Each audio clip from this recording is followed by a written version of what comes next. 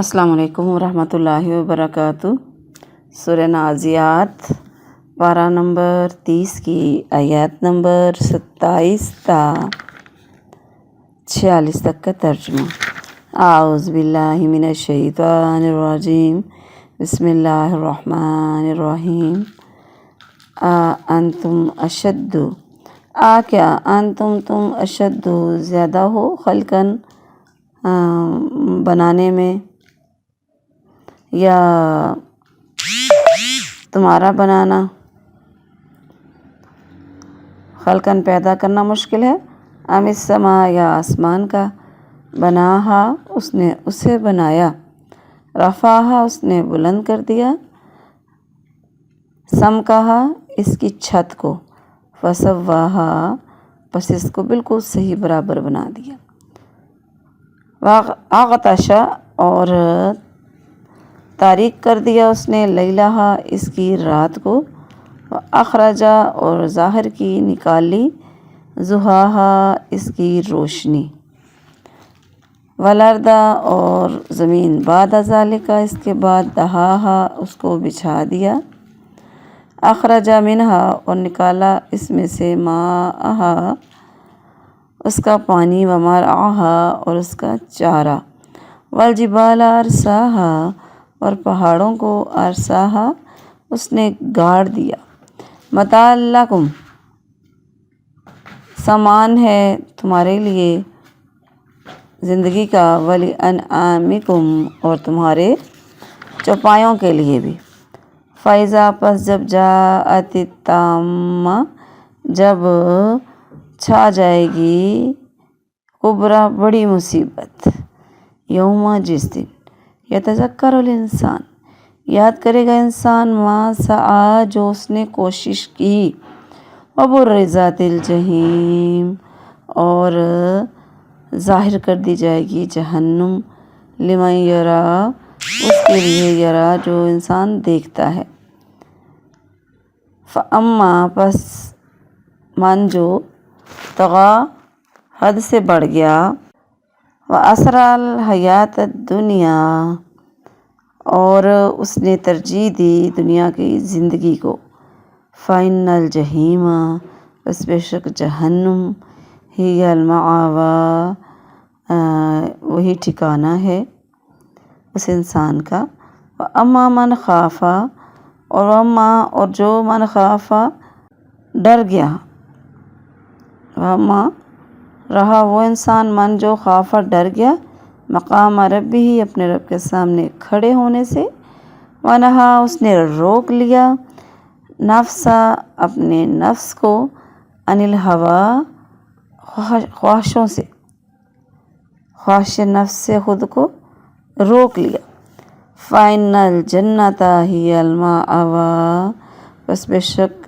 جنت ہی اس انسان کا مأویٰ ٹھکانہ ہے، یسألونک آپ سے پوچھتے ہیں، عن الساعۃ قیامت کے بارے میں، ایان کب، مرساہا کب قائم ہوگی، فیم انت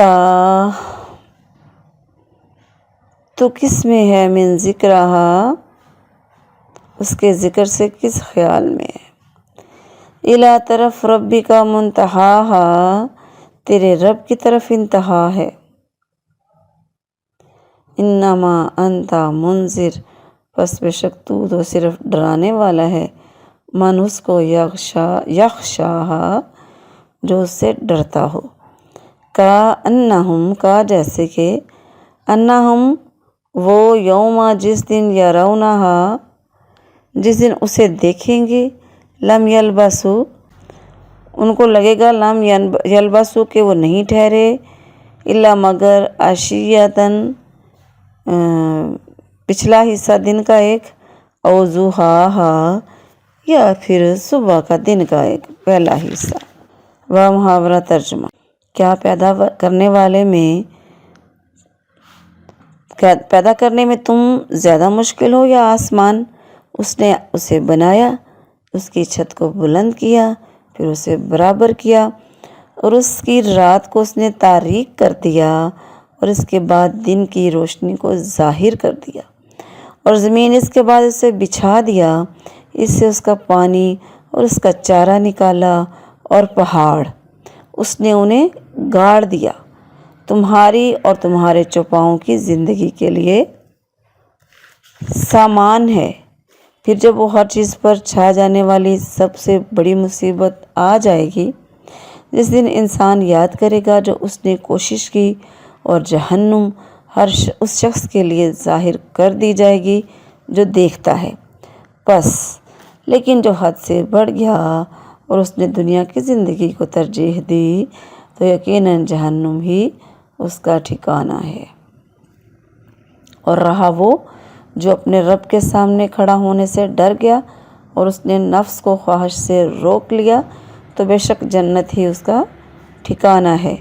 وہ تجھ سے قیامت کے متعلق پوچھتے ہیں کہ اس کا قیام کب ہے، اس کے ذکر سے تو کس خیال میں ہے؟ تیرے رب ہی کی طرف اس کے علم کی انتہا ہے، تو صرف اسے ڈرانے والا ہے جو اس سے ڈرتا ہے۔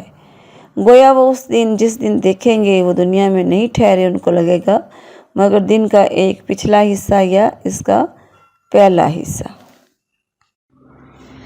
السلام علیکم ورحمۃ اللہ وبرکاتہ۔ سورہ نازعات پارہ نمبر 30 کی آیات نمبر 27 تا 46 تک کی تفسیر۔ اعوذ باللہ من الشیطان الرجیم، بسم اللہ الرحمن الرحیم۔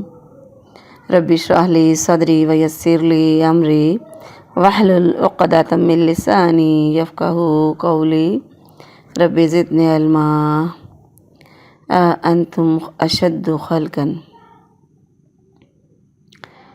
اس آیت میں اللہ تبارک بتا رہے ہیں کہ دراصل قیامت کے حق ہونے کے بارے میں بتایا جا رہا ہے۔ اس آیت میں سورت کے شروع میں قیامت کے حق ہونے کی دلیل کے طور پر فرشتوں کا اور ان کے کاموں کا اللہ نے ذکر کیا جو وہ کرتے ہیں، یعنی ان فرشتوں کے رب کے لیے تمہیں دوبارہ زندہ کرنا کون سا مشکل کام ہے۔ یہاں پہ قیامت کی دلیل بھی بتائی جا رہی ہے کہ اللہ تعالیٰ نے کیا کیا بنایا، تم تو چھوٹی سی مخلوق ہو، چھوٹا سا انسان ہے، تو آسمان زمین کتنا بڑا ہے سب کچھ۔ تو اللہ تعالیٰ نے اپنی کئی عظیم الشان مخلوقات کا ذکر فرمایا کہ اتنی قدرتوں والے پروردگار کے لیے تمہیں دوبارہ زندہ کرنے میں کیا مشکل ہو سکتی ہے بھلا۔ وَالْأَرْضَ بَعْدَ ذَلِكَ دَحَاهَا، یہاں پہ اللہ تبارک بتا رہے ہیں کہ زمین کو بچھایا۔ مفسرین کہتے ہیں بعض کے پہلے زمین بنی پھر آسمان، تو اس بتایا کہ زمین کو بچھانے، اس کا پانی اور چارہ نکالنے کا کام کیا اللہ نے، پہاڑ اگائے، تو زمین کو بچھایا۔ جیسے کہ